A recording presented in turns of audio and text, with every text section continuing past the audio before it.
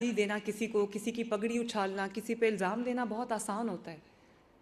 اور میں یہ بات بار بار کہتی ہوں کہ میرے جو مخالفین نے میرے ساتھ کیا یا میرے خاندان کے ساتھ کیا یا میری جماعت کے ساتھ کیا، یہ میرا اور ان کا معاملہ نہیں ہے، یہ ان کا اور اللہ تعالیٰ کا معاملہ ہے. اور وقت نے کیسا پلٹا کھایا، اب آپ دیکھیں وہ میرے ہی پاس یہاں پر اڈیالہ میں بند ہیں.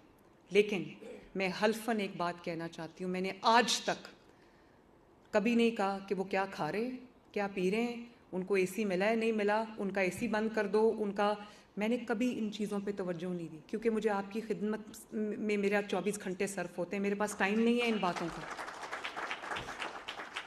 اور میں اللہ تعالیٰ کی دیندار نہیں ہونا چاہتی، وہ ان کا اور اللہ تعالیٰ کا معاملہ ہے. وہ اپنے مقافات عمل میں خود ہی، اپنے دام میں خود ہی آ گئے ہیں، مجھے اس میں دخل اندازی کرنے کی ضرورت نہیں ہے. نہ میں نے کبھی کہا ہے کہ اس کو پکڑو، اور نہ میں نے کبھی اس کو کہا ہے کہ اس کو چھوڑ دو.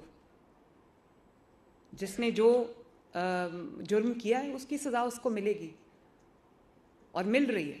دنیا دیکھ رہی ہے، ہم دیکھ رہے ہیں، جاگتی آنکھوں سے دیکھ رہے ہیں. لیکن میں ایسا کچھ نہیں کرنا چاہتی کہ کل کو اللہ تعالیٰ کے گھر میں میں جواب دوں. میں کسی سے کوئی ظلم اور زیادتی نہیں کرنا چاہتی. کوئی اچھا کھانا اڈیالہ میں کھا رہا ہے، اس سے بھی اچھا کھانا کھائے، مجھے کوئی اعتراض نہیں ہے.